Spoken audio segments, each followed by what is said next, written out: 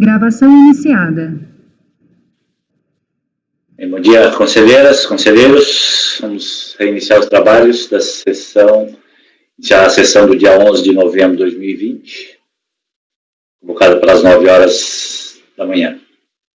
Temos algumas sustentações orais previstas. Vamos começar pelo item 38, que é uma sustentação com presença do patrono na videoconferência.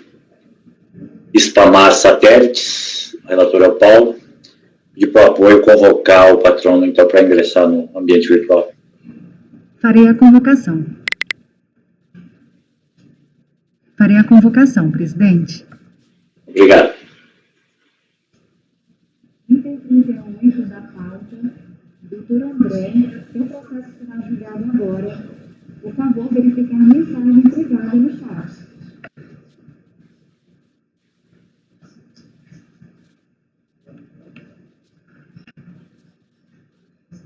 Patrono convocado, presidente. Obrigado.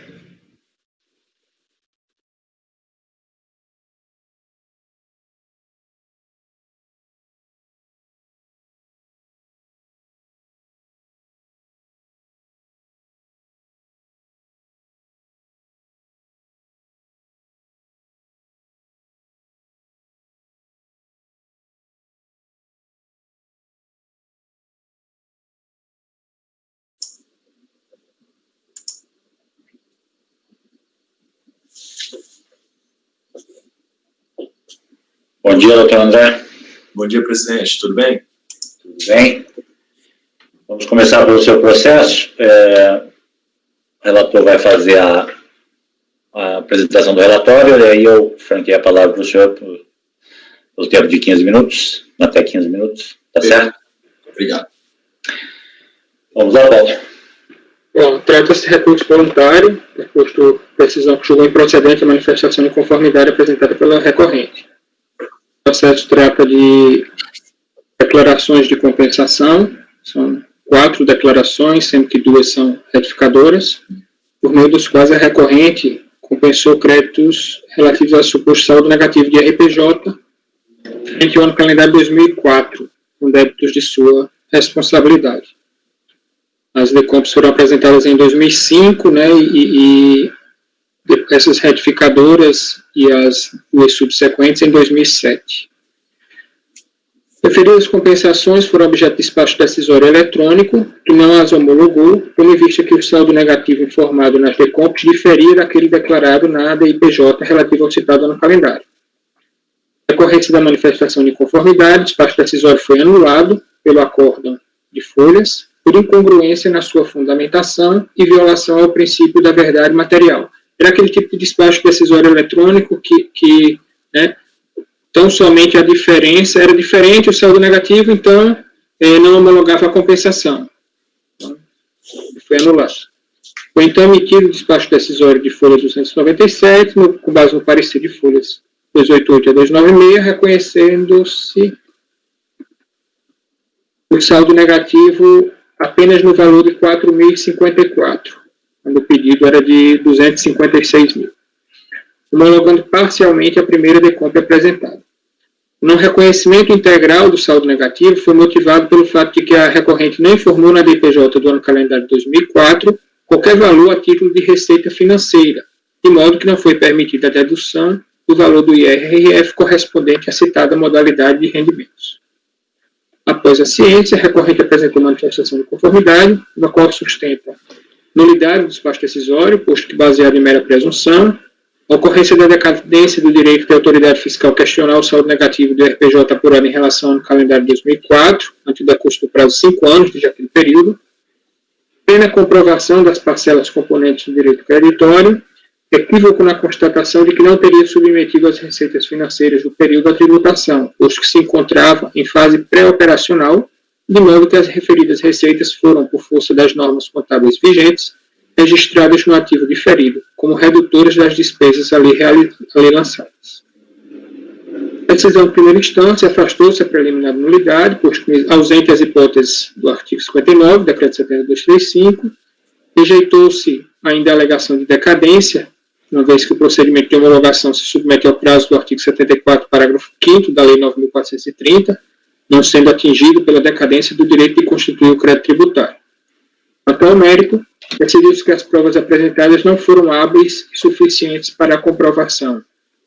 1. De que as receitas decorreram de ativos utilizados ou mantidos para emprego no suposto empreendimento em andamento, justificando seu possível registro no ativo diferido, deduzindo despesas ativadas. 2. Os valores das despesas financeiras e das despesas pré-operacionais, e ainda de que os referidos montantes seriam superiores às receitas financeiras auferidas no período em questão. O pedido de decisão recebeu a seguinte emenda, que eu transcrevo.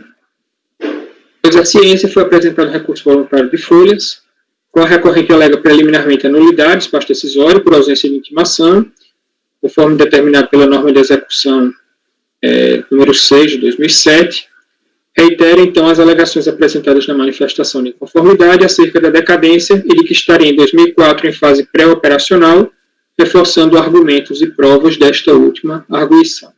Ao relator. Cumprimento a todos os presentes, nas ilustres pessoas do conselheiro relator e do conselheiro presidente, bom dia. Como bem colocado pelo conselheiro relator, o presente caso trata-se de pedido de compensação relativo a quatro decontos em que teve a glosa do crédito apontado, crédito referente a saldo negativo de RPJ do ano calendário 2004. Então, a contribuinte ela apurou um saldo de aproximadamente 261 mil, dos quais foi reconhecido apenas R$ 4.000, tendo sido glosada essa diferença, supostamente pela ausência da declaração de rendimentos referentes às receitas financeiras, porque esse saldo ele era decorrente tanto de pagamento de estimativas, em razão da contribuinte estar no lucro presumido na modalidade anual, e de retenções que foram feitas em decorrência de aplicações financeiras. Sobreveio o acórdão da DRJ, que julgou improcedente a manifestação de inconformidade, rejeitando as preliminares, como colocado pelo relator, e na parte de mérito, tendo reconhecido a situação contábil que a contribuinte exercia à época, porém, arguindo que a ausência de comprovação suficiente para a demonstração dessa situação contábil, tendo em vista que só foi apresentado balancete produzido e o qual estava referendado por parecer de auditoria, sendo necessária a exibição de escrituração fiscal contábil. Pois bem, conselheiros, o cerne da discussão em si, na ótica da contribuinte, está relativo à questão da demonstração que as receitas financeiras relativas às retenções que foram sofridas foram sim levadas à tributação, tendo em vista que foi reconhecido expressamente todos os recolhimentos que compuseram o saldo negativo de IR daquele ano de referência. Antes de entrar na matéria de defesa, cabe aqui umas reflexões com relação à parte fática do caso. Então, a contribuinte ela é uma empresa que atua no segmento de operação com satélites, então ela faz arrendamento de capacidade satelital e ela participa de um grupo empresarial que atua há mais de 30 anos a nível internacional. E a contribuinte ela iniciou as suas atividades no Brasil apenas no ano de 2004. Especificamente no mês de agosto de 2004, que foi quando ela colocou em órbita o seu primeiro satélite, denominado Amazonas 1. Então, a contribuinte, ela trouxe em sede de recurso voluntário comprovação, isso na ótica da contribuinte é um fato notório, tendo em vista que é perfeitamente identificado em sítios eletrônicos na internet relativos à atividade que ela exerce, ou mesmo no próprio site da empresa, ou até informações no Wikipédia. E em razão dessa situação, antes de iniciar suas atividades, a contribuinte, observando a prática contábil da época, antes da adoção do IFRS, ativou as despesas pré-operacionais. E, ativar essas despesas como ativo diferido, lançou como conta redutora as receitas financeiras que eram oferidas ao longo do período até o início das atividades.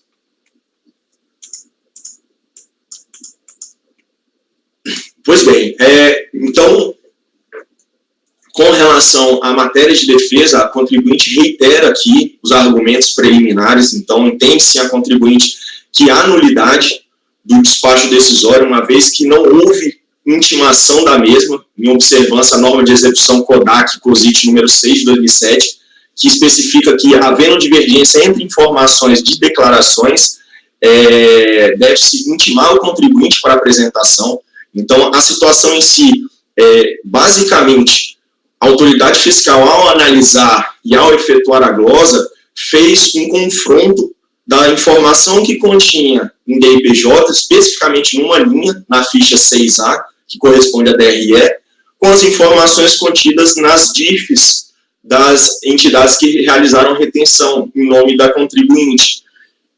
Então, diante dessa situação, havendo outras hipóteses em que permitiam que essa informação não ficasse contida na DIPJ, ou seja, essa informação de receita financeira, o fato dela não estar lançada especificamente nessa linha, já que existiam outras práticas contábeis que permitiam isso, o fato de se glosar partiu de mera suposição e que deveria ter sido, sim, oportunizado a contribuinte exercer o seu direito de defesa legítimo. Com relação à decadência, em que pese existir entendimento em contrário, que a contribuinte tem conhecimento, ela entende, sim, que houve decurso do prazo de mais de 5 anos, e o que está na realidade sendo feito é uma revisão da apuração do IR, e não uma revisão do saldo negativo do IR, tendo em vista que, com relação ao saldo negativo do IR, foi identificado que houve os recolhimentos. Na parte de mérito, a contribuinte ela entende que há o reconhecimento, tanto por atos normativos da Receita Federal, como pelo próprio acórdão da DRJ, que inclusive faz remissão a algum desses atos, da prática contábil de ativação dessas despesas pré-operacionais. Sendo que até cabe uma reflexão nesse ponto, porque provar a ausência de início da atividade seria uma prova negativa. Então, a contribuinte, ao se deparar com essa situação, ela julgou por bem que seria suficientemente comprobatória a apresentação de balancete elaborado e lastreado com base na escrituração fiscal contábil, inclusive referendado por parecer de auditoria independente, demonstrando essa situação de atividade pré-operacional. Inclusive, nesse ponto específico, a contribuinte traz em sede de recurso voluntário julgados paradigmas nos quais se reconhece que o balancete produzido seria prova suficiente contábil e fiscal para demonstração. Todavia, em que pese a alegação da DRJ, a contribuinte complementou diante desse novo fato com a apresentação do razão contábil referente às contas que tiveram impacto nessa questão da retenção sofrida. Inclusive disponibilizou para fiscalização o livro diário, o qual não foi juntado aos autos, tendo em vista que é composto por aproximadamente 30 volumes, então o que tornaria até inviável a análise, mas está à disposição para verificação. E com relação especificamente ao ponto nodal, a receita relativa às aplicações financeiras terem sido levada à tributação. Pela lógica da sistemática da ativação dessas despesas operacionais, como a conta redutora de receita financeira, até o limite, logicamente, das despesas pré-operacionais, foi lançado contabilmente, então a receita foi sim, na ótica da contribuinte, oferecida a tributação mediante a redução de despesas dedutíveis do ativo diferido. Então, em decorrência de toda essa exposição feita aqui agora, reitera-se todos os argumentos de defesa contidos nos autos e pugna-se pelo acolhimento das preliminares, tendo em vista a existência tanto da nulidade como da decadência, ou com relação ao mérito, devidamente comprovada a certeza e liquidez do crédito, entende pela homologação integral da compensação, ou subsidiariamente, caso essa turma entenda assim, que seja feita a conversão do feito em diligência para a menor análise do crédito. Obrigado. Okay, obrigado, doutor. Algum questionamento, patrão? Vamos ao voto. Bom, recurso tempestivo preenche todos os demais requisitos de admissibilidade. Oi?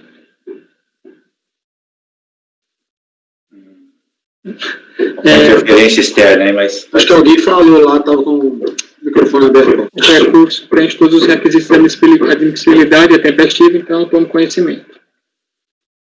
Há uma alegação de nulidade em relação ao despacho decisório. A recorrente suscita a nulidade do despacho decisório emitido pela autoridade administrativa, posto que, em desobediência ao determinado na norma de execução CODAC, COSIC, COFIS, COCAG, COTEC, número 6, de 2007, não teria sido intimada acerca das inconsistências detectadas pela autoridade fiscal previamente ao despacho decisório por esta emitida. A tese não merece acolhida. Ainda que a referida norma de execução preveja procedimentos que seriam observados na fase inquisitória prévia à emissão da decisão administrativa relativa à análise das declarações de compensação apresentadas pelos contribuintes, trata-se de mero regramento administrativo, cuja inobservância não implica em cerceamento do direito de defesa e ou nulidade do ato decisório proferido. O direito de defesa será assegurado aos contribuintes exatamente no momento posterior à emissão do despacho decisório, por meio da apresentação da manifestação de inconformidade e dos demais recursos cabíveis, como foi plenamente garantido a recorrente nos presentes autos. Rejeito, portanto, a preliminar invocada. Alguém diverge aqui? Pode seguir. A decadência do direito de revisar a composição do saldo negativo para fins de compensação. Aqui é praticamente aquele voto que foi proferido ontem no processo, né? Mas como o patrono não estava presente, eu vou ter que repetir os argumentos. Né? Favorável Oi? da turma favorável ao patrono, para quê? Eu acho que você pode sintetizar a discussão, Paulo, sem problema, mesmo. Vou tentar aqui, então. Desde a manifestação de conformidade, a recorrente sustenta a alegação de decadência do direito de se promover por meio do despacho decisório a redução do saldo negativo de RPJ relativo ao ano calendário de 2004, ante o decurso do prazo de 5 anos daquele período. Questão da decadência na análise dos direitos creditórios envolvidos em processo de restituição e compensação tem sido objeto de 2 discussões. A possibilidade de autoridade fiscal, mesmo após o prazo para a constituição de créditos tributários, verificar as parcelas que compuseram a base de cálculo do tributo objeto de pedido de restituição / declaração de compensação. E a segunda, possibilidade de autoridade fiscal, mesmo após o prazo para a constituição de créditos tributários, verificar a procedência das parcelas que extinguiram o tributo objeto de pedido de restituição / declaração, sem adentrar na determinação deste. Primeira discussão não tem tido entendimento uniforme na jurisprudência do CAF. Matéria não inédita nessa turma julgadora, que em algumas ocasiões já se manifestou pelo acolhimento da decadência, a despeito da posição encontrada de alguns integrantes, dentre os quais este relator. Contudo, há diversas decisões de outras turmas julgadoras do CAF, incluindo as turmas da Câmara Superior, que não reconhecem a decadência suscitada. Não se tratando da hipótese tratada nos presentes autos, passa ao largo da polêmica. Quanto à segunda discussão... desculpem, né? Isso aqui não tem nada a ver com a... Quanto à segunda discussão, ou seja, análise das parcelas utilizadas pelos contribuintes para a quitação do tributo, mantida a apuração original, não tem enfrentado controvérsias. O artigo 150, parágrafo 4º, ou 173 do CTN, dispõe acerca da constituição do crédito tributário, não possuindo relação com a análise do direito creditório invocado em processo de restituição e compensação. A análise realizada em tal tipo de processo se relaciona com a verificação da liquidez e certeza do crédito compensado, requisitos indispensáveis de autorização da compensação tributária, conforme o artigo 170 do CTN. Eu transcrevo. A análise da referida liquidez e certeza deve, portanto, vincular-se à legislação específica que disciplina o procedimento de compensação do crédito tributário federais, com créditos detidos pelo sujeito passivo, ou seja, o artigo 74 da Lei 9.430, referido dispositivo, a questão do prazo para manifestação da autoridade administrativa é tratada de modo explícito, de modo que não existe espaço para ignorar a regulamentação específica para invocar o prazo previsto para a constituição do crédito tributário. Diz o artigo 74, na redação vigente, a data da apresentação das decomps sob análise. Eu transcrevo o artigo 74. Caso dos presentes autos, a autoridade administrativa que analisou o direito creditório invocado pela recorrente não promoveu qualquer alteração em relação ao IRPJ apurado em relação ao calendário 2004. Então, somente não reconheceu para a comparação com o valor devido e composição do saldo negativo, o valor do IRRF incidente sobre as receitas que não teriam sido computadas na base de cálculo do IRPJ. Ao fato, é decorrência expressa do artigo 2º da Lei 9.430. Eu transcrevo também a Lei 9.430, que lá no parágrafo 4º, inciso 3, permite a dedução do imposto devido do valor do imposto de renda pago ou retido na fonte e incidente sobre receitas computadas na determinação do lucro real. Deste modo, a decadência do direito de se constituir o crédito tributário do IRPJ relativo ao ano calendário de 2004 não afeta a referida análise, não havendo que se falar em lançamento disfarçado, como suscita a recorrente. A análise realizada dentro dos 5 anos, após a apresentação das declarações de compensação, pode, na verdade, deve, verificar a liquidez e a certeza do crédito compensado, por meio da verificação das parcelas utilizadas pelo contribuinte para compor o seu direito creditório. Nesse sentido, rejeito a alegação de decadência. Aqui é só sobre as parcelas do crédito, diferente daquela... Isso, aqui na verdade, o que ele viu foi que as receitas, não havia comprovação de que as receitas financeiras haviam sido incluídas na base de cálculo do tributo, né, e, portanto, ele não reconheceu as retenções correspondentes. Alguma divergência nesse ponto? Pode seguir. E essa não consideração é incontrovérsia, porque a questão é a fase pré-operacional, né? Aquela mesma discussão que nós tratamos, não sei se no mês passado ou em setembro, mas recentemente, no processo de minha relatoria também. Do mérito.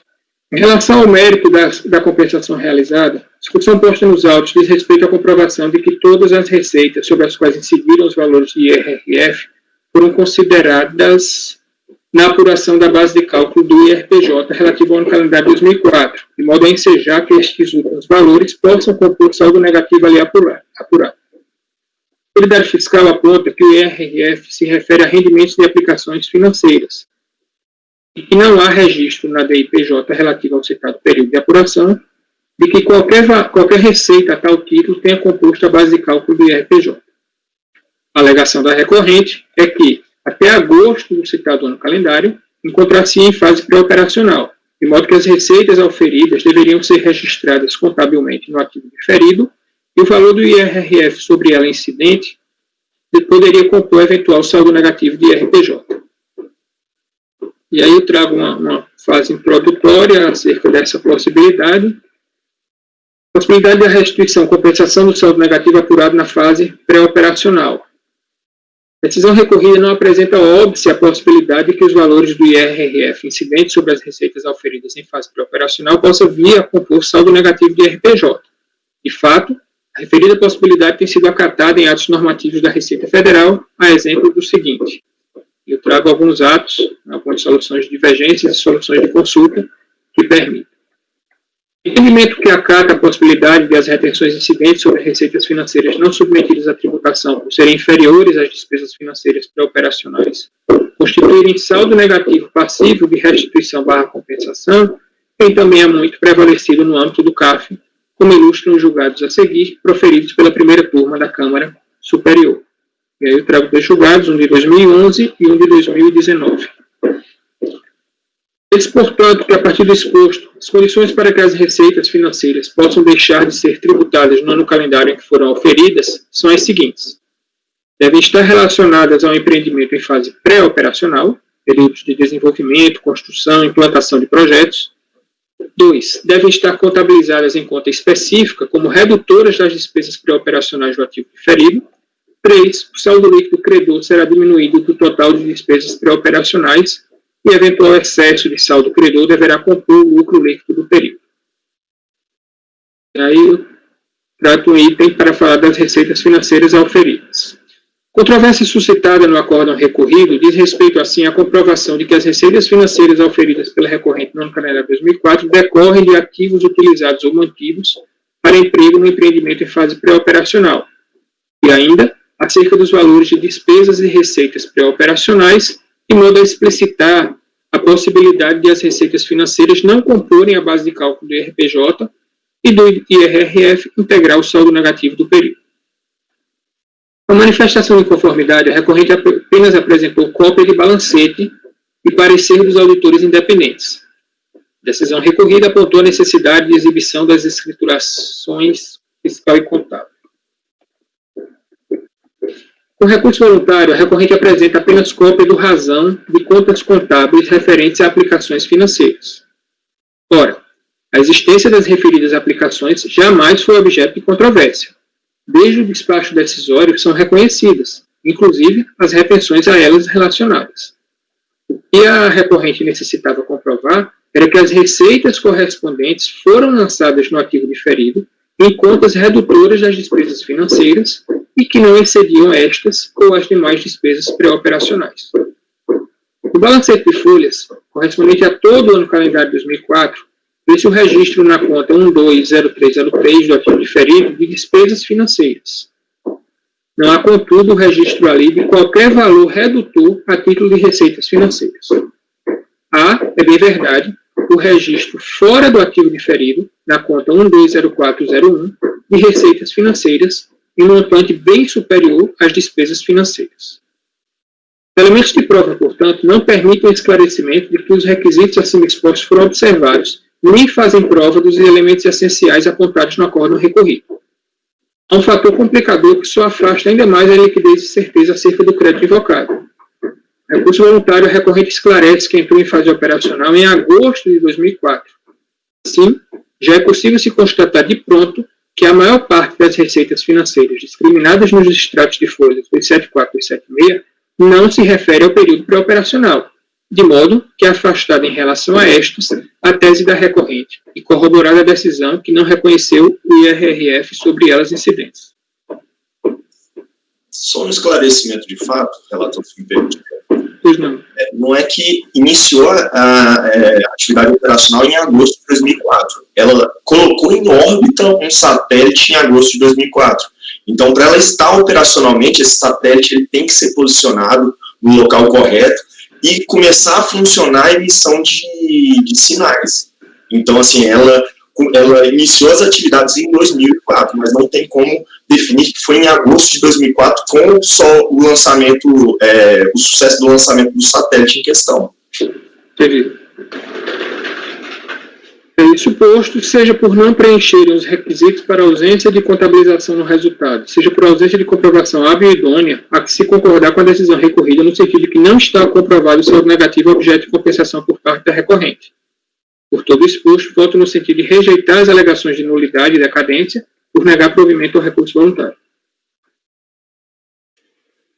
Então, o relator está negando provimento, entendendo que não há comprovação da adoção do procedimento previsto, né, para aproveitamento desse crédito, que seria o reconhecimento do ativo diferido, né, da diferença entre a receita e a despesa,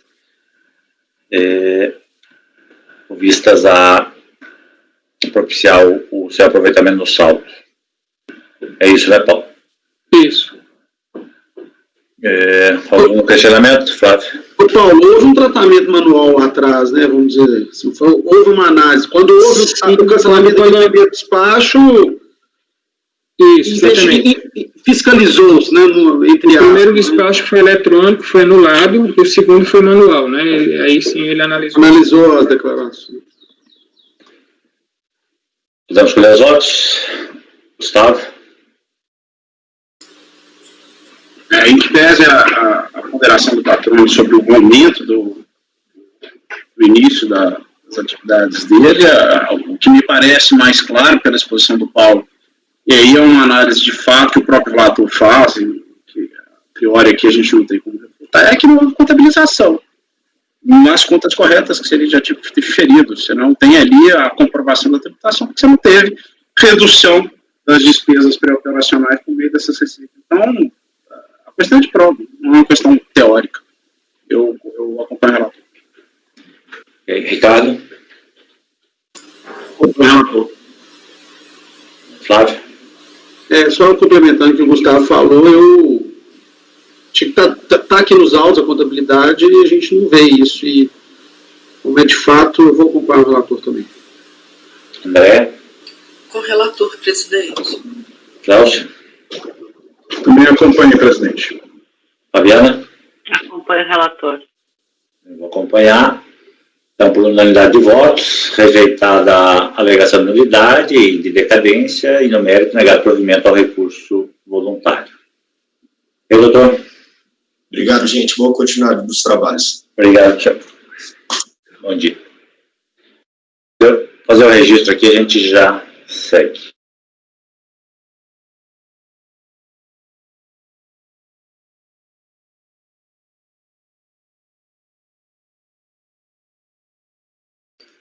Só, enquanto eu faço o registro, pedir para o apoio verificar se as sustentações seguintes, que são com presença em videoconferência, os itens 51 e 52, se o patrono também não se encontra disponível.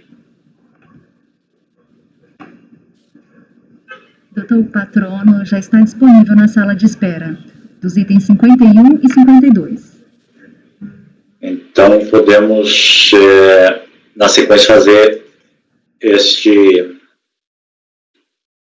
pode fazer a convocação deles para entrar no recinto enquanto eu faço a anotação. Por favor. Ok, presidente, farei a convocação. Obrigado. Gente, só uma coisa, esses processos são meus. Você viu que eu acredito que sejam patronos distintos, né, para cada um dos processos. Enfim, vamos jogar os 51 e 52, depois a gente joga o outro, mas é mais ou menos... A gente pode questionar o patrono aí se em relação... Não, mas são patronos distintos. São distintos. Eu vou confirmar aqui 51 e 52, mas são patronos distintos. Isso aí eu tenho certeza. Vamos, eu vou olhar aqui. Na planilha de sustentações orais, eles aparecem juntos, Flávio. 51 e 52.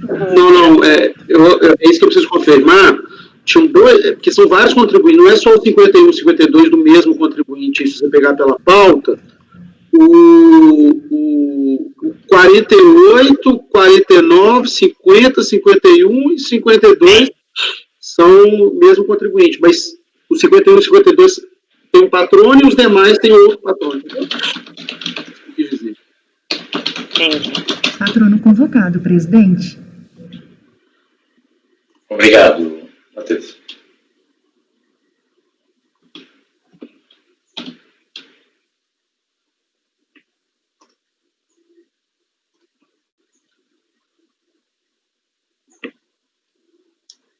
O computador está tão lento hoje.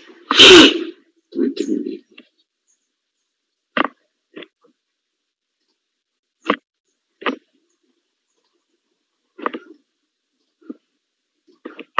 Ressalvo negativo? Mas espera aí, presidente, eu não estou conseguindo abrir meus arconos aqui. Eu te confirmo. Qual é o 51? Eu perdi. Desculpa. É o número 51 do processo? Doutor Lucas, bom dia. Presidente, bom dia, turma. Nós vamos iniciar fazendo o relatório. Eu não sei se os casos são idênticos, se podemos fazer uma sustentação única. Consulto o relator e o senhor aí. Ou idênticos ou muito parecidos, que possam fazer uma... Eu vou confirmar. Então é isso mesmo, presidente. O doutor, é porque eu estava confirmando aqui, só para te contextualizar, não sei se o senhor reparou, além desses processos 51 e 52 da pauta, existem outros processos desse mesmo contribuinte, mas que são de outros, que é patrocinado por outro escritório. Eu já tinha visto isso. No caso de vocês, são só esses dois, né? Então, isso, são só esses dois. Eu farei também uma sustentação oral englobando os meus dois. No caso. Que são idênticos, viu, presidente? São idênticos assim, vai mudar período aqui, mas não é... A discussão é a mesma. Então, a gente pode... Vamos começar pelo 51 e aí faz o relatório de um e a gente aproveita. Perfeito. Podemos fazer assim, doutor? Pode ser? Claro, por favor. Então pode iniciar o relatório, depois eu abro a palavra para o patrão. Eu já vou adiantando, presidente, que eu vou propor uma conversão em julgamento aqui, conversão do julgamento em diligência, eu vou adiantar, eu vou fazer o relatório e aí depois eu faço minha proposta. Se o doutor tiver alguma colocação, a gente encaminha. Trata-se o presente processo de pedido de compensação transmitido pelo contribuinte McKinsey & Company, consultoria, hora recorrente, através do qual pretendia quitar débitos próprios com crédito relativo a saldo negativo de RPJ, relativo ao período de operação de 31/12/2001. Como se observa do despacho decisório, o saldo negativo indicado pelo contribuinte em suas declarações seria composto por retenções na fonte, supostamente sofridas durante o ano calendário 2001, pagamentos realizados e estimativas compensadas em DCTF. Com relação aos pagamentos, não houve divergência, na medida em que a totalidade dos valores indicados foram reconhecidos. Por outro lado, parte das retenções na fonte não foi reconhecida, ocorrendo mesmo com as compensações, uma vez que aquele despacho decisório só reconheceu parte dos valores indicados na composição do saldo negativo. Assim, nos termos do despacho decisório, foi reconhecido o saldo negativo de 4.367.000 ante o valor declarado em DPJ de 5.150. Então, concordando com aquele despacho, o recorrente apresentou manifestação de conformidade, alegando, tal como consta no acordo recorrido, que eu acho que eu não preciso ler, são as razões, eu vou explorar isso mais embaixo. A DRJ em Brasília, ao analisar o apelo do contribuinte, o julgou como parcialmente procedente, reconhecendo o crédito adicional de 537.900 a favor do contribuinte, referente às compensações realizadas, sob entendimento de que os débitos estimativos de RPJ no ano calendário 2001 foram declarados em DCTF e validados, como demonstram as consultas aos sistemas supracitados e como as inexatidões materiais podem ser corrigidas de ofício ou a pedido do sujeito passivo, resta claro que deve ser revista a declaração e confirmados os valores de 51.865 e de 486 referente às parcelas estimativas, código 2362, compensadas na contabilidade como saldo negativo dos períodos. Já no que tange as retenções na fonte, aquela turma jogadora afirmou que a interessada não anexa à sua peça de defesa os comprovantes anual de retenção emitido pelas fontes pagadoras, limitando-se a apresentar notas fiscais e suas relações, porém, à luz da legislação transcrita, tais documentos não podem ser considerados por si sós documentação comprobatória hábil o suficiente para confirmar a retenção do RPJ em favor do interessado. Então, concordando com a decisão proferida, o recorrente apresentou recurso voluntário, aduzindo, em síntese, que, ao contrário do que restou afirmado pela DRJ, as retenções na fonte podem ser comprovadas com outros meios de prova, não sendo o informe de rendimentos o único documento capaz de comprová-lo. Nesse sentido, afirma que os valores retidos e declarados pela recorrente foram devidamente comprovados no curso do presentes autos, através da declaração, através da DPJ e das respectivas notas, os quais comprovam a inequívoca retenção do imposto de renda. Ato contínuo, o processo foi distribuído este relator para julgamento. Este é o relatório. Presidente, como é que a gente faz? Eu vou franquear como você fez o relatório, ele faz a sustentação, já sabendo que você vai pedir uma diligência. Não sei se o senhor quer que ele apresente a proposta de diligência, qualquer coisa o senhor complementa ou faz teste algum comentário? Como é que o senhor prefere? Presidente, até para adiantar a situação, como o relator vai propor uma diligência e o processo retornará, eu prefiro até aguardar o retorno e qualquer coisa a gente... Então vamos ver o voto então da proposta de diligência, aí qualquer coisa, se o senhor quiser fazer alguma consideração, eu abro a palavra para o senhor, tá bom? Agradeço, presidente. Bem, o recurso é tempestivo e cumpre os demais requisitos, por isso dele eu estou tomando conhecimento. Da necessidade de conversão do julgamento em diligência. A discussão posta no presente processo versa basicamente sobre o não reconhecimento de parte do direito creditório indicado pelo recorrente em pedido de compensação apresentado para quitar débitos próprios. Como demonstrado acima, o direito creditório invocado nos pedidos de compensação seria relativo a saldo negativo de RPJ formado no ano calendário de 2001, saldo este composto por retenções na fonte supostamente sofridos durante o ano calendário, pagamentos realizados e estimativas compensadas em DCTF. No que tange aos pagamentos e às estimativas compensadas, não há mais discussão, uma vez que os valores já foram reconhecidos na integralidade pelas instâncias anteriores. Com relação à parte do IRF, que compõe o saldo negativo e que não foi reconhecido no despacho decisório, tampouco pela DRJ, o recorrente apresentou as notas fiscais que teriam indicação dos tributos que seriam ou deveriam ser retidos pelas fontes pagadoras, demonstrando ainda que os valores estariam devidamente declarados na DPJ do período. O acordo proferido pela DRJ, contudo, ao contrário do que preconiza a súmula CARF 143, entendeu que a única forma de comprovar a retenção seria a apresentação dos informes e que o contribuinte não teria trazido esses documentos aos autos. Neste ponto, não se pode concordar com o que restou decidido pela DRJ, na medida em que, inclusive, este Conselho Administrativo de Recursos Fiscais já simulou o entendimento de que a prova do imposto de renda retido na fonte, deduzido pelo beneficiário, aí eu cito aqui a súmula, né, é conhecido de todos. Por outro lado, quando se analisa as notas fiscais com a indicação das retenções que deveriam ser realizadas pelas fontes pagadoras, não se pode ter certeza que, de fato, houve a retenção dos tributos e que o contribuinte recebeu apenas o valor líquido daqueles tomadores do seu serviço. Ou seja, não se pode afirmar apenas com a análise das notas fiscais que os tributos foram, de fato, retidos e que existiria a totalidade do direito creditório invocado nos pedidos de compensação. Não se pode perder de vista que a análise do direito creditório, desde o início, partiu da premissa que a única forma de comprovar as retenções, na fonte, seria com os informes. Só corrigir. Com os informes. Assim, em nenhum momento a fiscalização verificou o acerto das declarações do contribuinte, nem mesmo a DRJ. E julgador, aí eu vou trazer aquela minha colocação com relação ao princípio da verdade material, já conhecido de todo, fazendo aqui ao final desse parágrafo, depois que eu cito o artigo 18 do decreto 7235, eu deixo ressalvo, não se pode deixar de mencionar, entretanto, que o entendimento deste relator não é acompanhado pela interioridade do colegiado,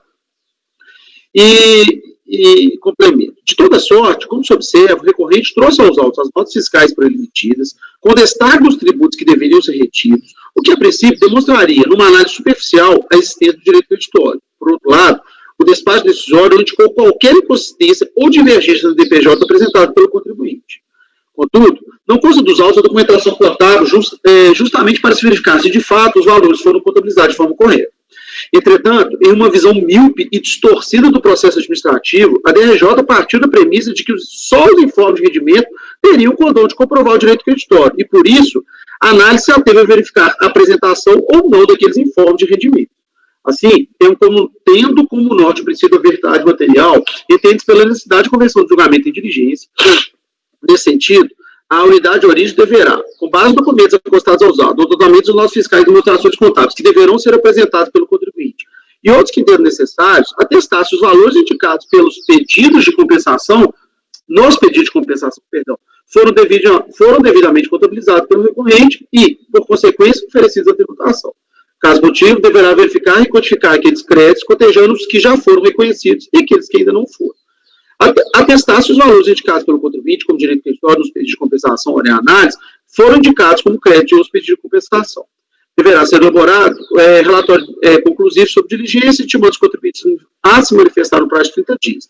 Após esse prazo, independentemente da manifestação, os autos deverão retornar ao cargo para julgamento. Aí, presidente, eu só vou fazer uma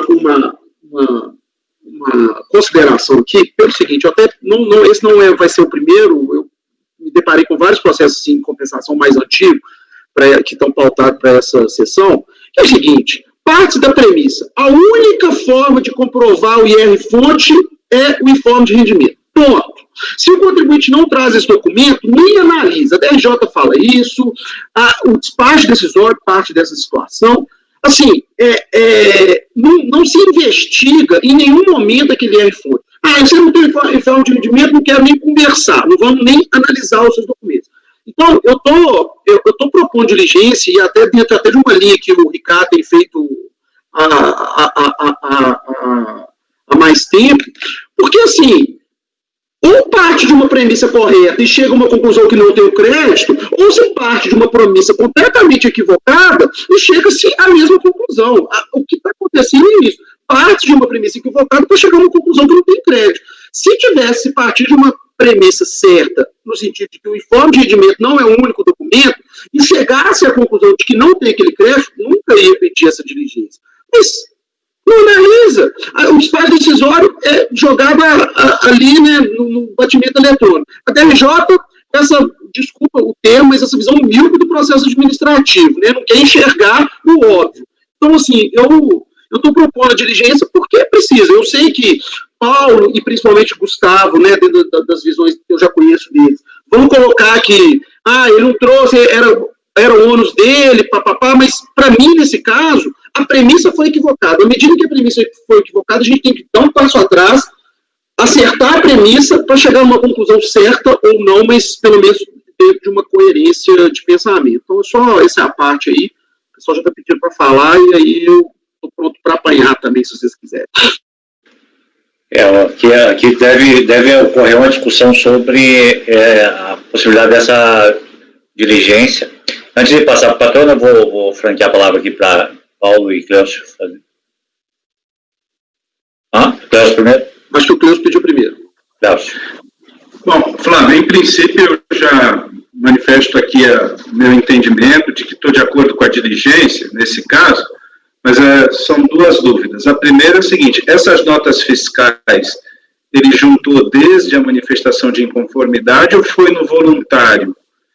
E a outra coisa é, no item A, eu entendi, mas ficou um pouco elíptica a ideia de intimar o contribuinte para trazer os demais documentos contábeis. Será que tinha que ficar bem expresso nesse item A essa intimação? Respondendo, só confirmar aqui, mas as notas fiscais foram juntadas na manifestação de conformidade, eu confirmei aqui, ok.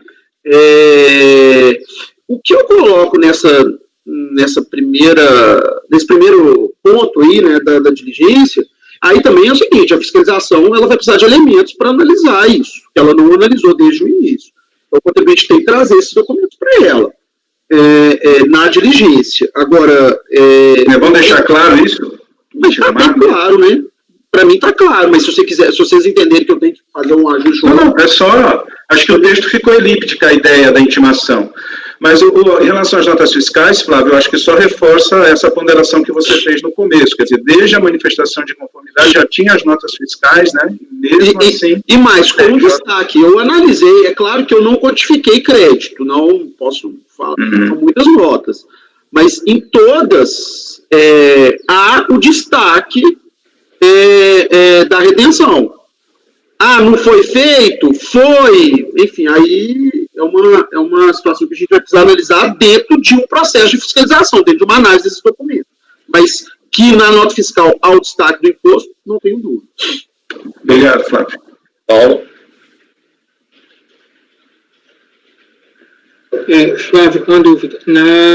Com o recurso voluntário, ele traz algum elemento de prova adicional ou não? Está fechado esse áudio. Fechou o áudio. Desculpa, Paulo. Naqueles processos de ontem que foram retirados de pauta, Paulo, eu até tinha feito uma tabelinha para mostrar para vocês, porque como houve várias decisões de DRJ distintas, uma fazia alerta, outra não fazia alerta. Aqui, a premissa da DRJ, ela não analisou o documento, ela não se utilizou do artigo 18. Ela falou assim: olha, não tem informe de rendimento, não tem IR-fonte. Ponto. A premissa da DRJ foi essa. Quando ele falou assim: olha, não é o único documento que prova, eu já juntei os autos. O que eu entendo é o seguinte: a DRJ, com base nas notas fiscais e com fundamento no artigo 18 do decreto 72 específico, ela poderia ter investigado isso melhor se ela não tivesse partido de uma premissa equivocada. Mas ela parte de uma premissa equivocada ao dizer expressamente que só aceita o informe de rendimentos. Então, por isso... Não, mas a minha dúvida, ele não traz mais nada. Né? Não, porque assim, se a DRJ, de fato, dissesse o único documento é o informe de rendimento, eu não aceito nenhum outro rendimento para comprovar, então eu acho que a decisão, na verdade, que a gente tem adotado aqui é afastar esse óbice e devolver o processo à DRJ para que a DRJ se pronuncie sobre os elementos, né, constantes dos autos, para que diga se eles provam ou não alguma coisa, né, afastar essa premissa de direito. Até porque isso daí propicia ao contribuinte justamente a crítica acerca daqueles elementos de prova que foram apresentados, e no recurso voluntário ele tem a oportunidade de apresentar documentos complementares. né? É uma decisão, inclusive, que beneficia o contribuinte, porque se no primeiro momento o óbice é só essa questão de qual é o único elemento de prova aceito, se a gente afasta isso, ele tem a possibilidade dessa discussão maior. No caso aqui da decisão dessa DRJ, eu não vi a DRJ afirmando isso. Ela mostra a legislação e aí ela diz, olha, o comprovante anual é o documento hábil de acordo com a legislação. E aí ele fala em relação às notas fiscais, ele diz, à luz da legislação transcrita, tais documentos, né, falando das notas fiscais, não podem ser considerados por si sós. Então, assim, eu não vejo esse rigor na DRJ de dizer que ela só aceita o comprovante de rendimento. O que ela mostra é, pela legislação, o documento hábil é o comprovante de rendimento. Você me trouxe notas fiscais, essas notas fiscais que você me traz, por si só, elas não comprovam as retenções. Então, eu vejo uma forma diferente. Eu não vejo como a DRJ tendo sacramentado que eu só aceito o comprovante de rendimento. O que ela diz as notas que você me apresentou, por si só, elas não comprovam. Então, assim, caberia ao contribuinte no recurso voluntário trazer elementos de prova adicionais para corroborar as notas fiscais. E aí a gente poderia entrar naquela discussão que o Gustavo bate muito. Não, a DRJ teria que alertar sobre quais documentos. Tudo bem, se ele trouxesse algum documento e não fosse a escrituração contábil, né, poderia haver até essa discussão, mas o contribuinte não trouxe elemento adicional nenhum de prova.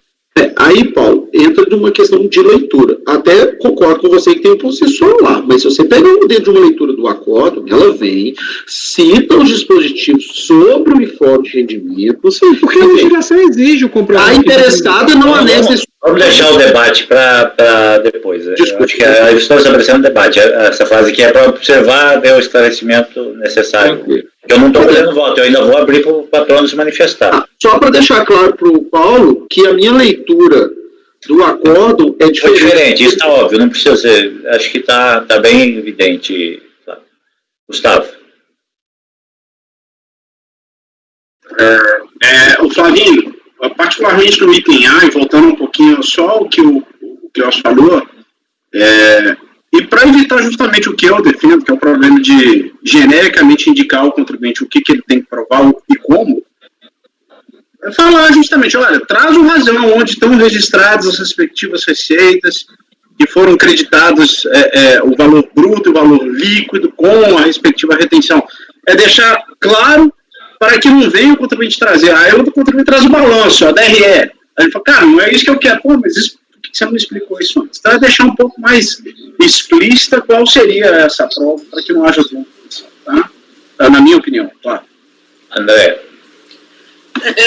Eu vejo essa discussão muito parecida com aquele voto da sessão de ontem que eu fui vencida na proposta de diligência. É a mesma coisa, na minha visão. O contribuinte, ele traz só as notas fiscais, ele traz ainda na DRJ, né, não traz nenhum elemento contábil, nada mais no recurso voluntário.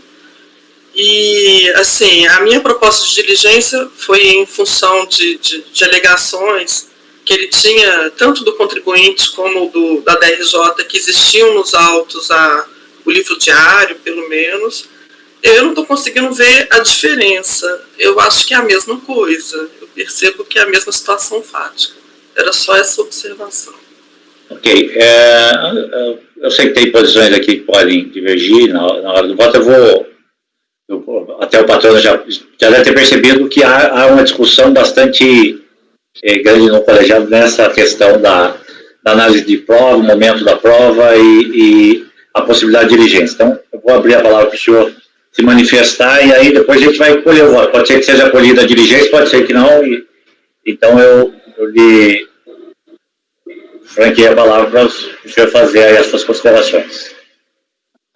Presidente, concordamos totalmente com a proposta de diligência. A recorrente entende que há, sim, elementos de prova, indícios de prova. Nós temos várias notas fiscais presentes nos autos. Entendemos a divergência de entendimento quanto à mera apresentação só de nota fiscal e de outros elementos de prova, mas entendemos que a DPJ também está anexada aos autos, então entendemos que esse somatório de prova, ao menos, dá um indício do valor do crédito que a recorrente pleiteia. Então, pedimos o provimento do RV, mas também não temos nada a opor quanto à proposta do relator de baixa em diligência, presidente. Ok, obrigado, doutor. Antes de colher os votos, agora sim, Flávio, quer fazer uma última consideração? Eu vou... Vocês me conhecem, eu acato perfeitamente, tanto que o Cleucio colocou, quanto o Gustavo, de deixar, dentro da proposta aqui de diligência, deixar mais claro os documentos ou as demonstrações contábeis que o contribuinte vai trazer. Não tem problema nenhum. Acho que estava relendo aqui, pode ser que tenha tido alguma falha, mas eu acho que é só um ajuste aqui, mas não tem problema nenhum, tá? Tanto o Cleucio quanto o Gustavo, se for para conforto de vocês para deferir a diligência, tranquilamente de alterar e melhorar esse quesito aqui. Esse quesito não, né? Esse item aqui. Ok. Alguém quer fazer alguma ponderação ou questionamento? Posso escolher os votos? Paulo? Eu divido da proposta do relator. Eu acho que a DRJ não firmou isso, que só aceitaria os comprovantes de rendimento. Ela diz apenas que as notas fiscais foram apresentadas por si só, elas não comprovam. O contribuinte tinha o ônus, inclusive, desde a manifestação de conformidade, trazer essas provas, teve a oportunidade agora, diante da crítica da DRJ, de trazer novos elementos de prova que nós temos aceitado, né, dentro daquela ideia da dialética, né, da discussão processual, e ele não traz nenhum novo elemento de prova, então eu acho que é caso de negar provimento ao recurso. Ok. Gustavo? Aí, fazendo a justificação mais detida do meu voto, presidente, até porque eu prezo pela minha coerência. O caso não é igual ao da Andréia. O da Andréia se trouxe uma da IPJ. Ponto. Acabou. Mais nada. Aqui se trouxe desde a manifestação de conformidade às notas fiscais. O despacho decisório não critica essas tinha as notas fiscais também, Gustavo. Não, tinha da IPJ só. E aqui você vê claramente, aí eu faço uma leitura diferente do acordo da DRJ do Paulinho. A DRJ vira e fala, o comprovante de retenção é o documento hábil, e aí depois ele vira e fala, as notas fiscais por si não são suficientes, ou seja, a leitura que a Corte me indica é que além das notas fiscais tem que trazer o comprovante de retenção. E mais, ainda que assim não fosse, mais uma vez eu bato, a minha visão da verdade material em processo de compensação, principalmente, é diferente. A minha visão é, ok, o ônus é meu, mas por favor, me digam o que eu tenho que trazer para provar. Dirijam o processo. Em momento algum se disse para o contribuinte, não, o documento hábil é o seu razão, é o seu diário, é a sua DRE que seja, enfim, não há em momento algum, uma indicação para o contribuinte daquilo que seria suficiente para o julgador para ele entender, para formar o convencimento. Isso é papel do julgador. Instruir o processo e dirigir o processo. Como não há esse apontamento, em momento algum, o contribuinte traz a prova que ele entende que é suficiente. Ninguém critica. Fala-se pura e simplesmente, não, isso não é suficiente. Tá, mas o que é suficiente? Eu não sou adivinho. Então, à luz dessa minha ponderação, é que o caso se aparta, inclusive, do caso anterior, porque no caso da André, além de ter sido trazido só a DPJ, há também, a todo momento, uma advertência. Meu amigo, você tem que trazer a sua escrituração contábil. E ele se recusa a trazer. Aqui não houve isso. Em momento algum, o contribuinte fica sem saber o que ele tem que provar e como provar. Por isso, eu concordo com a proposta de diligência. Eu não vou pelas conclusões, até porque o Flavinho fez a ressalva dele. Sugiro mais uma vez, Flavinho, que haja um quesito específico para intimar o contribuinte a trazer a escrituração contábil, tá? E no mais eu concordo com o relator, presidente. Ok. Ricardo.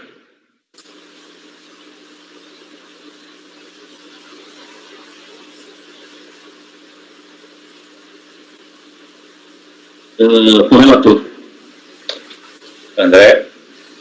Com a devida vênia ao Gustavo, No meu caso, o contribuinte trouxe as notas fiscais. Eu entendo que é a mesma situação fática. No caso, eu optei pela diligência por conta de outras questões, do fato de tanto na manifestação de conformidade, como no acórdão da DRJ, como no recurso, era referido que tinham os livros diários nos autos, eu não encontrei. Nesse caso, não tem isso, ele apresenta só as notas fiscais, da mesma forma que no caso que eu analisei ontem, então eu acompanho a divergência pela improcedência. Glaucio?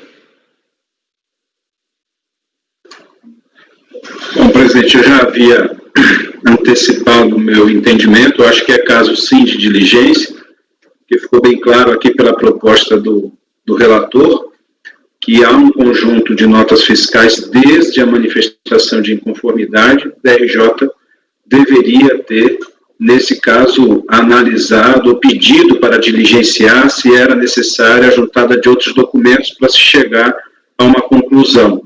Eu acho que aqui impera o princípio da verdade material e nós estamos à procura dela, razão pela qual entendo que é o caso sim de converter em diligência, desde, Flávio, se você me permitir frisar outra vez, fazer um ajuste no item A para não ficar elíptica a ideia da intimação do contribuinte do que ele deve trazer. Então, nesse sentido, eu acompanho o relator, presidente. Ok, Fabiana? Eu também acompanho o relator. Eu aqui, confesso que, assim, também entendo, e só para contextualizar, até para o doutor que não tem acompanhado as discussões do colegiado, aqui nós temos N situações, né? Tem situações que o contribuinte não faz nada, tem situação que o contribuinte traz algum elemento, a DRJ se recusa a analisar. Então, assim, de um modo geral, a gente tem admitido, dentro da dialética do processo, um complemento de instrução quando o contribuinte, ao se deparar com uma decisão, olha, se teu documento aqui não comprova, não é suficiente, ele vem e fala, tá, então, ou o Estado, especificamente, ou por vezes a DRJ fala genericamente, teria que trazer toda a escrituração contábil, genericamente, aí ele traz um balanço, ou traz o livro-razão das retenções, tenta ampliar o escopo probatório para chegar ao ponto que poderia demonstrar o seu direito. De modo geral, há uma prevalência no sentido de determinar ou até uma diligência para complementar a prova. Então, mas isso aqui é sutil. O Ricardo, que é o nosso conselheiro, aí com bastante experiência na fiscalização, e é um dos críticos, parece que nosso posicionamento, por vezes, parece errático, e talvez até, eventualmente, isso ocorra, mas a busca de uma coerência, de um critério, né? Então, assim, só para justificar, eu entendo aqui que o que faltou, em que pese não haja um direcionamento da DRJ, no sentido de traga isso ou traga aquilo, me parece evidente que ela manifestou que as notas não eram suficientes. E a parte simplesmente se limitou a trazer os mesmos elementos que já tinham sido apresentados. Né? Ou seja, tudo bem, pode ser convicção do contribuinte nesse sentido.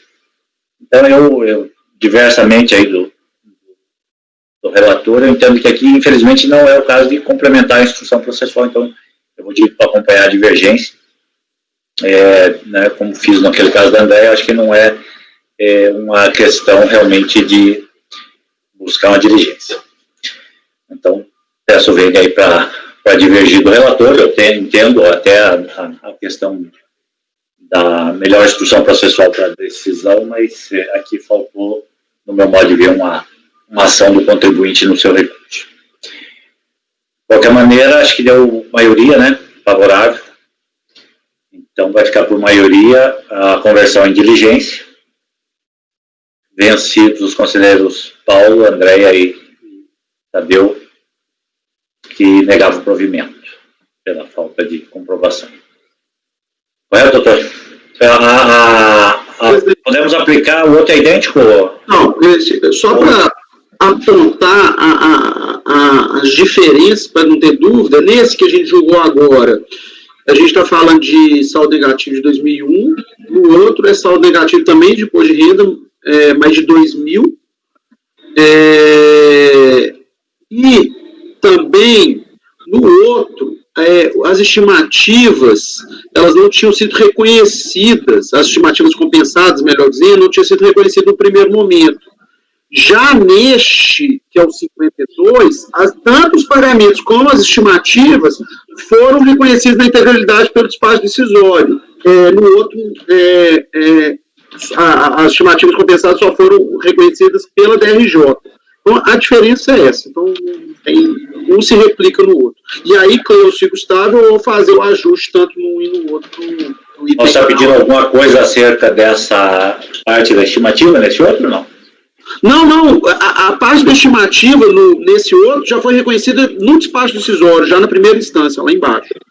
Mas esse aqui também tinha sido, não tinha, não? Não, esse que foi reconhecido pela DRJ, esse que a gente julgou.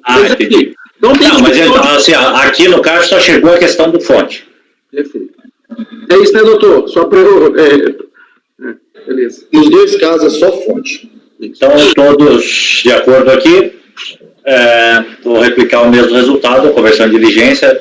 O conselheiro Flávio vai fazer aí os adendos, as observações aí sobre o que deve ser trazido pelo contribuinte, né, intimado a apresentar, para complementar essa documentação. Tá certo?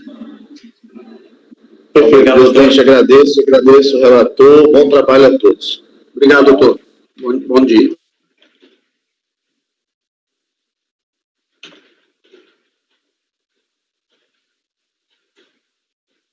Bem, me parece que sustentação oral por videoconferência nós esgotamos. Nós temos duas que são por vídeo gravado.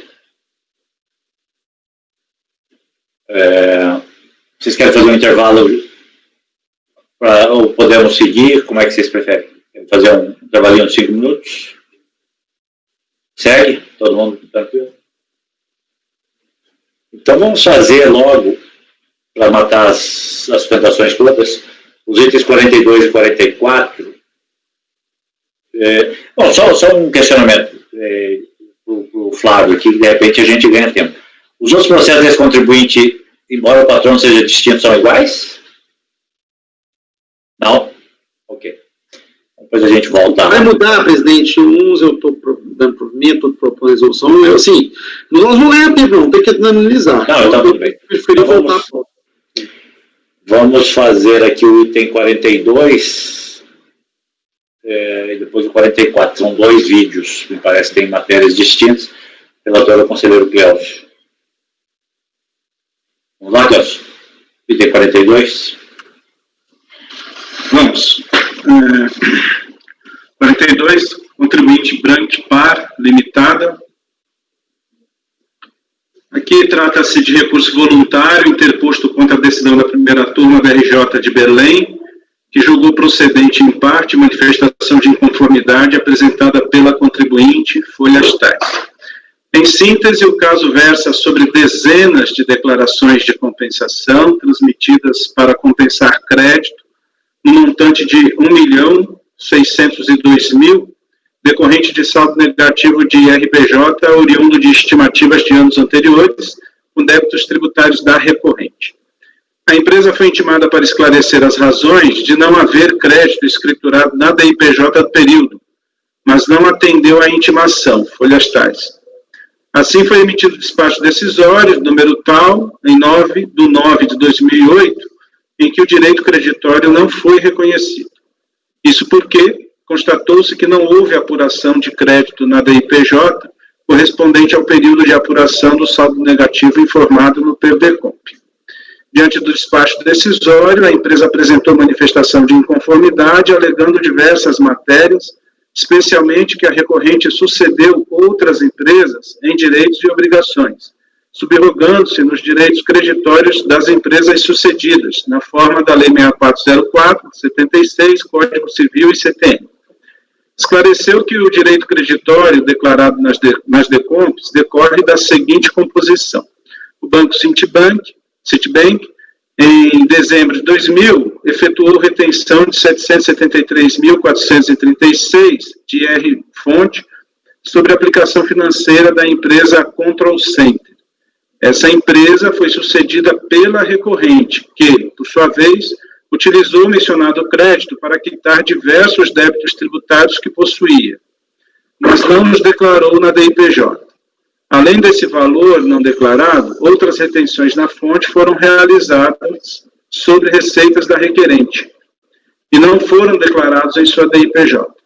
Aponta que em 28 de dezembro de 2000, o Banco American Express reteve o valor de 158.197 a título de R-fonte de JCP investidos no citado banco. Informa também que o Banco Boston, Banco Múltiplo S.A., descontou e recolheu os valores de R-fonte nos montantes de R$19.95, R$1.797 e R$67.171, e tais valores também compuseram um saldo negativo de RPJ da requerente em 2000.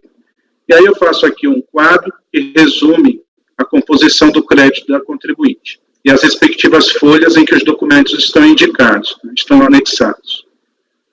No ponto, defendeu a tese de que houve erro formal no preenchimento da DIPJ e que não poderia ter o seu direito creditório não reconhecido por erros formais. Citou precedentes jurisprudenciais do CARF e do Poder Judiciário em apoio a esta tese. No mais, pediu a homologação da compensação e juntou os documentos de folhas tais. Aduz, finalmente, que os erros de preenchimento da DIPJ não podem acarretar prejuízo ao seu direito creditório, razão pela qual as compensações deveriam ser homologadas. A DRJ reconheceu parcela do crédito, alegando, ou seja, montante de 68.988, decorrente de retenções na fonte, que é o item 3 do quadro acima, mas em relação à parte não reconhecida, sustentou que, diferentemente do que alega a empresa, as informações fiscais da recorrente permaneciam zeradas em relação às rubricas do saldo negativo de IRPJ. Conformada, a empresa interpôs recurso voluntário, praticamente reiterando as alegações da manifestação de inconformidade, juntando os documentos de folhas tais. O processo foi distribuído para a minha relatoria. Este é o relatório, presidente. Cláudio, só é Bankpar, tá? Não é Brank. Na ata saiu É verdade, é verdade. E olha que eu recortei e colei da decisão da DRJ, a DRJ me levou ao erro. Obrigado, Paulo. Eu vou consertar aqui, tá? Compartilhar o vídeo, então, da sustentação. Peço que feche o microfone para a gente não ter interrupções.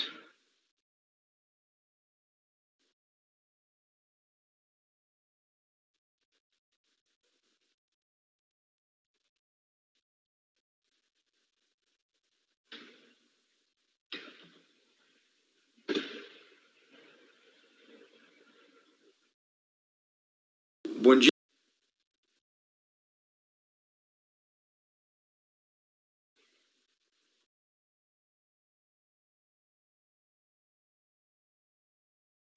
Presidente, para mim está sem áudio. Eu não estou ouvindo.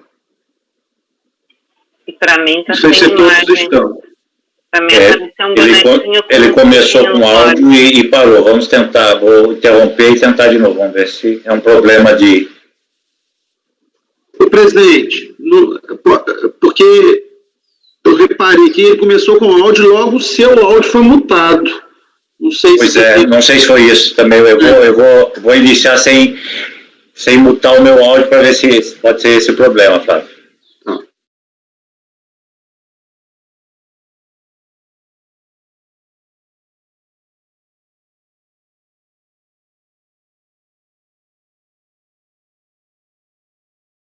Bom dia, senhor presidente. Bom dia, senhor relator, senhoras conselheiras e senhores conselheiros. Inicialmente, eu registro que eu falarei em conjunto pelos itens 42 e 44, ambos de interesse do contribuinte Bankpar. Pois bem, em relação ao primeiro processo, discute-se a compensação de um saldo negativo de imposto de renda formado, dentre outros, por retenções de imposto de renda na fonte. O acórdão recorrido recusou a homologação de tal compensação por entender que essas retenções de imposto de renda na fonte não estariam devidamente lançadas na ADI-PJ. É verdade, tanto que o contribuinte admite em seus recursos que houve um lapso no lançamento dessas informações em sua ADI-PJ. Todavia, essa omissão acabou sendo suplantada por uma série de documentos, uma série de provas carreadas aos autos, onde se demonstra efetivamente a existência dessas retenções. Há, inclusive, uma documentação planilhada no recurso voluntário, demonstrando todas as instituições financeiras que fizeram tais retenções, e a única questão aqui, pois, portanto, seria uma formalidade, uma questão de um vício formal da não reflexão de tais informações na ADI-PJ. Os precedentes do CARF, todavia, admitem que essa omissão ela possa ser corrigida através de outros documentos. E aqui eu peço vênia para citar diversos acórdãos rapidamente, o acórdão 1201-003-945, o 1301-004-548 e o 1302-004-481, todos dizendo que eventuais equívocos no preenchimento da IPJ não justificam a negativa do crédito, se, obviamente, como no caso, o contribuinte traz outros elementos de prova que atestam a liquidez e certeza daquele crédito. Pois bem, passando adiante, vamos então ao caso do item 44, que é a discussão também de uma decomp e que aqui houve uma formação também de um saldo negativo através de estimativas que estão sendo discutidas em outro processo. Aqui, mais uma vez, já há bastante precedentes do CARF, no sentido de que não se pode glosar estimativas na apuração do saldo negativo se elas já estão sendo glosadas e discutidas em outro processo, até mesmo sob pena de se causar aqui uma cobrança dupla, um bis in idem nessa exigência, pois haveria o prejuízo para o contribuinte nesse processo e nos processos das estimativas. Aqui também, rapidamente, eu cito um precedente desse próprio colegiado, o acórdão 1102-001-197, nesse sentido de que eventual glosa da estimativa deve e pode ser cobrado diretamente, sem reflexo no processo onde se apura, onde se faz o pedido de apuração da sua consideração num saldo negativo. Pois bem, essas eram as considerações que eu gostaria de fazer. Eu agradeço a atenção a todos e desejo um bom dia, requerendo um provimento de ambos os recursos voluntários. Muito obrigado.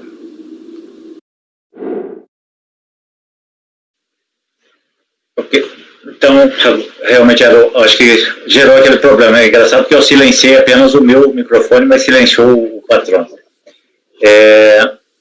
Vamos, então, ao voto. O patrono já fez a sustentação dos dois processos. Fala, Gustavo.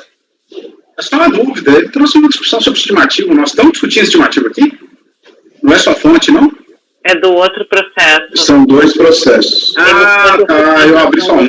É que ele deixou claro que estava sustentando para mais de um, né? Para os dois. Tá. Perdão, desculpa. Então a gente nem vai no segundo, a gente vai direto para o voto do relatório e voto do Cléucio. Algum questionamento para o Cléucio? Mais? Não. Eu estou olhando aqui, mas me parece que não teve a retificação da DIPJ, né, Cléucio? Não. Eu acho que o que ele citou, na verdade, não é exatamente assim. Ele tentou falar de precedentes que permitiriam essa comprovação, mas desde que tenha a retificação da DIPJ, pelo que eu me recordo. Eu enfrento isso no voto, Fabiano. Vamos ao voto, então? Bom, presidente, eu estou admitindo o recurso, tomando conhecimento dele, porque preenche todos os requisitos. Bom, mérito. Contexto geral e decisão da DRJ. Conforme se observa do relatório, o cerne da controvérsia consiste no fato de que a recorrente alega ter direito a compensar o montante de R$ 1.602.000 de saldo negativo de RPJ, cuja composição resulta de imposto de renda retido na fonte sobre receitas financeiras de outras empresas sucedidas pela recorrente. Ocorre que, do montante que constitui o crédito, a DRJ reconheceu somente o valor de R$ 68.989, que corresponde às retenções realizadas sobre receitas auferidas pela empresa Amex do Brasil, antiga denominação da requerente. Quanto às retenções dos itens 1 e 2 do quadro que eu fiz no relatório, a DRJ entendeu não ser possível o reconhecimento do crédito alegado pela contribuinte, pois, em consulta aos sistemas da RFB, a DIPJ do exercício de 2001, ano calendário 2000, não possuía saldo negativo. Aduz ainda a DRJ que, com relação à empresa Control Center Brasil Limitada, a DIPJ de 2001 demonstra um valor de 28.071 de RPJ devido. Igualmente, a DIPJ da recorrente não demonstra o pagamento de receita de JCP, o que levaria à retenção de RPJ sobre o seu respectivo montante. Esclarece também a DRJ, abre aspas, as receitas financeiras apontadas na DIPJ do contribuinte totaliza 2.720.815. No entanto, só de receita de aplicação de renda fixa da sucedida totaliza R$ 3.867.084, bem superior à declarada. Fecha aspas. Considerando que a DRJ reconheceu as retenções mencionadas no item 3 do quadro acima, resta como matéria controvertida nestes autos as retenções citadas nos itens 1 e 2 do quadro, até porque o recurso voluntário reitera os termos da manifestação de inconformidade sobre estes pontos. Assim, para a solução da controvérsia, será necessário um conjunto probatório que, realmente, ateste a existência dos valores retidos nas receitas das empresas sucedidas e que teriam composto o saldo negativo do IRPJ. Antes dessa análise, entretanto, convém explicar as sucessões empresariais ocorridas e informadas pela recorrente em sua defesa. Item 2.2, análise das sucessões empresariais da recorrente. A recorrente alega que sucedeu diversas empresas que foram descontadas de imposto de renda na fonte sobre receitas financeiras. Com as sucessões empresariais, tais retenções foram transferidas como créditos para a recorrente. Com relação à retenção de 773 mil, realizada pelo Banco Citibank, esclarece a recorrente que tal desconto foi realizado em dezembro de 2000, sobre receita financeira auferida pela empresa Control Center Brasil S.A. Em 10 de 11 de 2000, foi firmado o protocolo de cisão em que todo o patrimônio da mencionada empresa foi transferido para outras duas empresas, quais sejam virtualsolution.com S.A. e American Express do Brasil Serviços Internacionais Limitada. Esclarece ainda a recorrente que a aplicação financeira mantida no Citibank, com a extinção da Control Center, foi transferida para a Virtual Solution. A Control Center foi extinta em novembro de 2000 e o seu balanço foi fechado naquele mês, conforme DIPJ de folhas 357. Isso explicaria por que o valor retido de 773 mil não teria constado da DIPJ da Control Center. Prossegue a recorrente em suas explicações, alegando que a Virtual Solution, sucessora da Control Center, foi incorporada pela empresa Amex do Brasil Empreendimentos e Participações Limitada, que era a antiga denominação da requerente. Por essa razão, todos os ativos financeiros da Virtual Solution foram transferidos para a requerente. Assim, a requerente utilizou o crédito de 773 mil para quitar diversos débitos tributários de sua titularidade. No entanto, a requerente não teria preenchido corretamente sua DIPJ de 2001, não tendo declarado o valor mencionado acima, retido da Control Center, sucedida pela Virtual Solution, tendo sido esta empresa incorporada pela Amex do Brasil, antiga denominação da recorrente.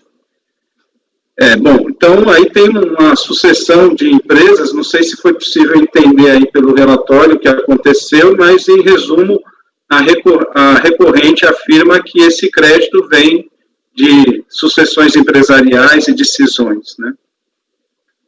2.3 da retenção realizada pelo Banco American Express. Conforme o item 2 do quadro acima, o Banco American Express teria retido o valor de 158 mil a título de JCP, decorrente de investimentos da requerente junto ao mencionado banco.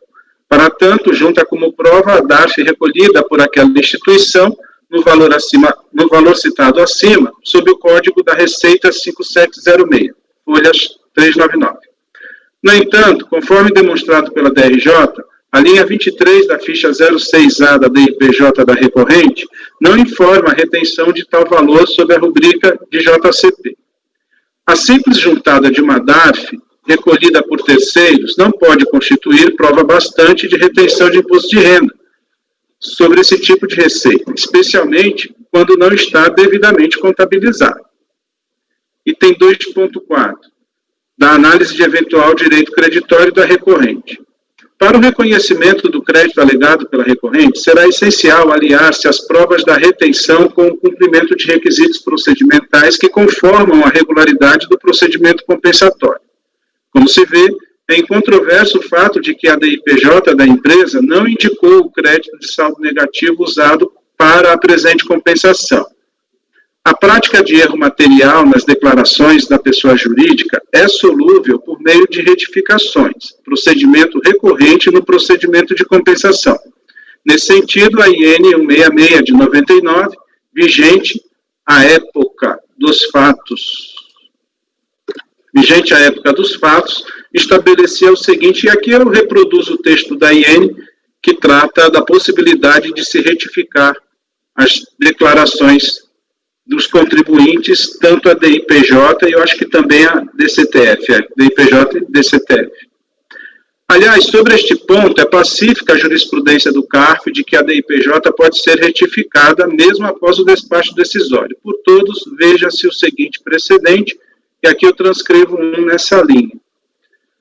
No entanto, a recorrente não informa se retificou a DIPJ do período e, analisando os autos, realmente, não existe prova dessa retificação, fato confirmado pela DRJ, que constatou estar a DIPJ da recorrente sem informação sobre o crédito de saldo negativo.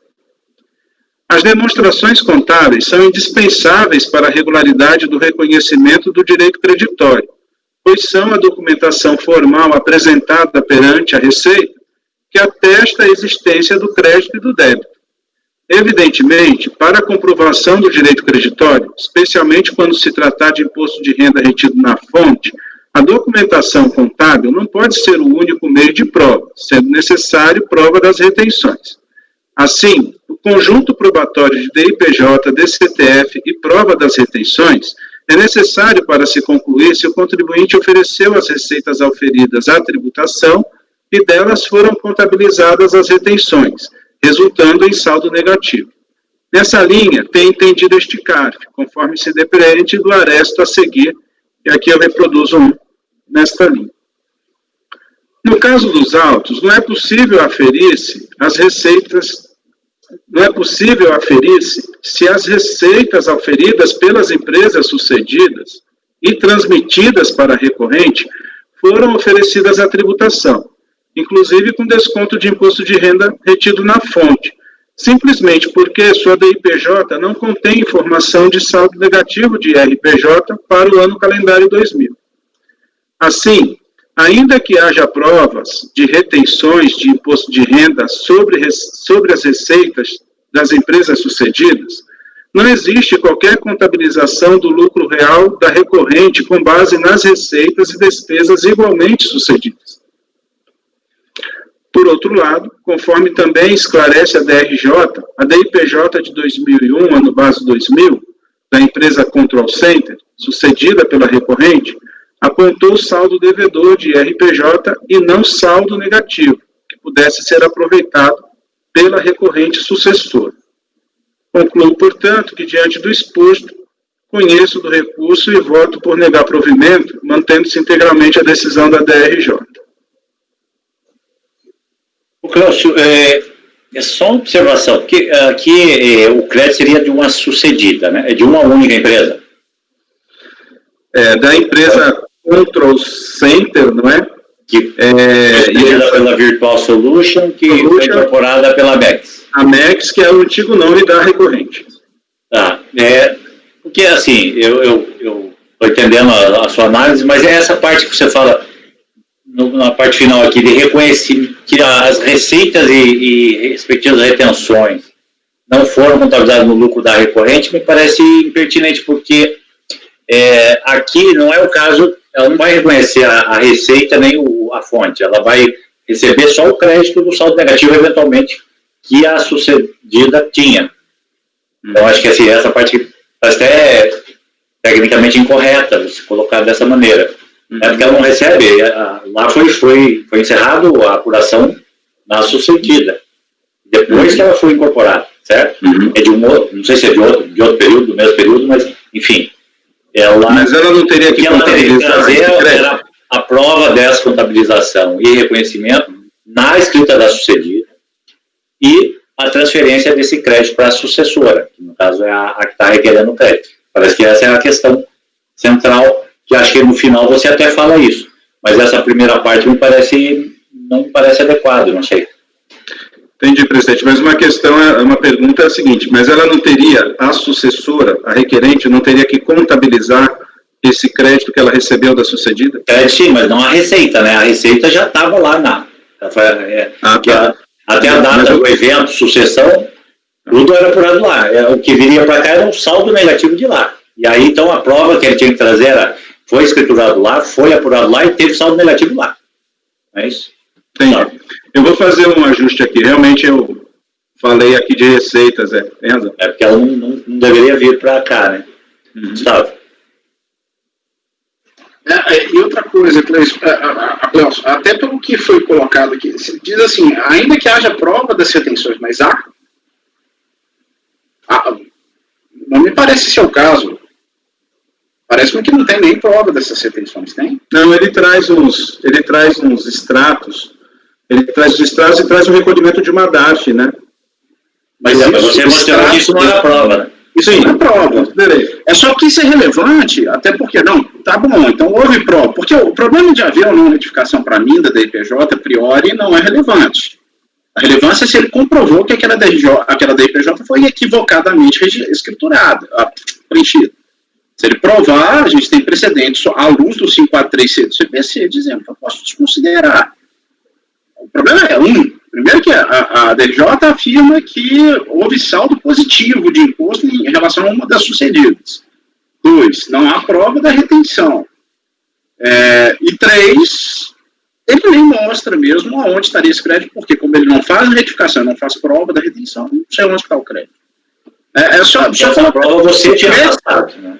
Se tivesse prova da retenção, talvez a discussão pudesse chegar a um outro ponto.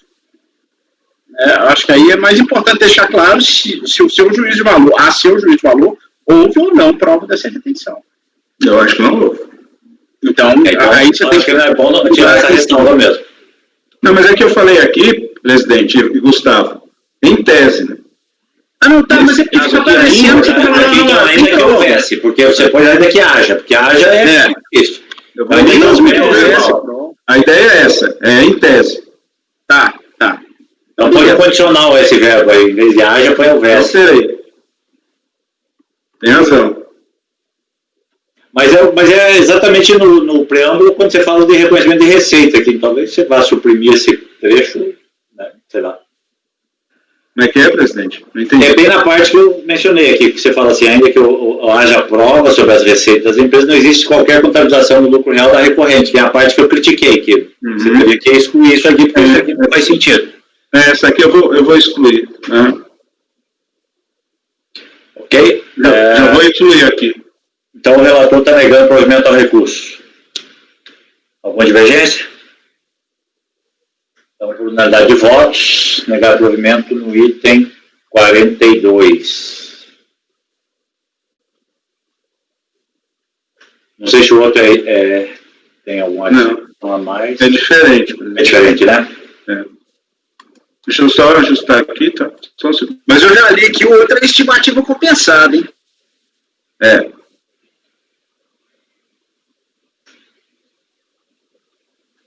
Isso quer dizer o quê? Que é aquele caso do parecer normativo? Parecer. É o caso do parecer. O relator pode fazer uma breve apresentação e a gente, acho que sem necessidade de grandes discussões, decidir, né? Se for só essa matéria. Não, é só isso mesmo. Deixa eu só abrir aqui é o 43, né? É o 44, né? É o 44. Que é o do vídeo que a gente já assistiu, né? Sim. E Paulo, só em minha defesa, veja que o 44 está banco par. Não, eu vi lá naquele 42, a DRJ realmente, no acordo da DRJ está branco par. Pois é, aí eu colei da decisão da DRJ aí deu. E pior que eu li branco par, eu sabia que era banco par esse processo aqui, mas é aquela coisa. Presidente, esse caso aqui é o caso de aplicação do parecer normativo 18, porque é aquela situação, até faço aqui se me permitir, um desabafo, porque eu acho que aí é um erro sistêmico, né, do nosso próprio sistema procedimental, porque isso não deveria acontecer, né, o contribuinte, ele calcula o saldo negativo dele, mediante o pagamento de estimativas por meio de compensações não homologadas e vai criando uma bola de neve, né? Então, esse é o caso. Foram sucessivas compensações não homologadas e ele é usando isso como pagamento de estimativas, gerando saldo negativo, empurrando isso para frente.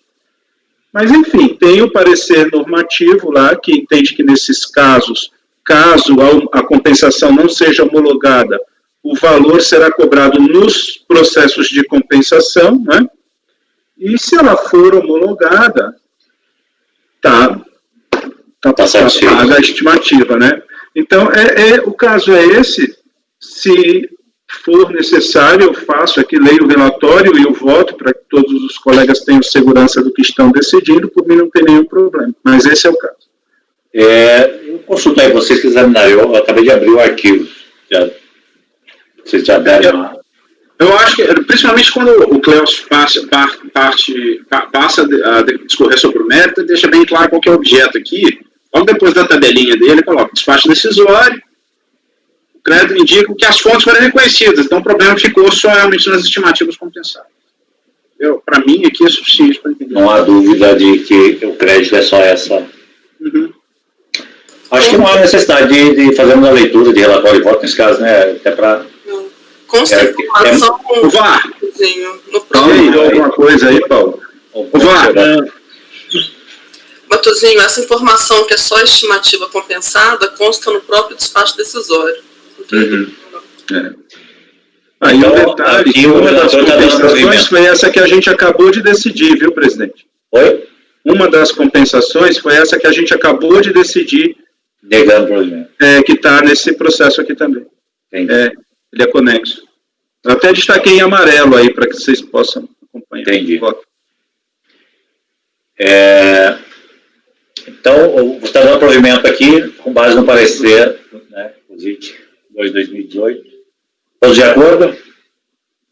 Então, por unanimidade de votos, no item 44, dá provimento ao recurso, nos termos do voto do relator.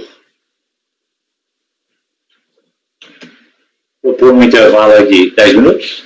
Presidente, por que a gente já não decide o 43, que é a mesma coisa? Só uma dúvida, Cláudio. Não tem uma alegação de nulidade, não, aí nesse 44? No 44? 44? Deixa eu ver aqui. Menos no final aqui que você colocou. Deixa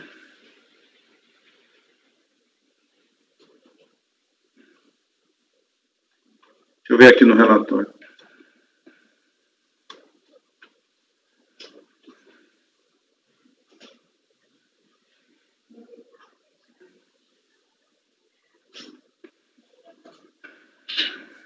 Ele alega que o despacho decisório é nulo porque não teria esclarecido adequadamente o motivo.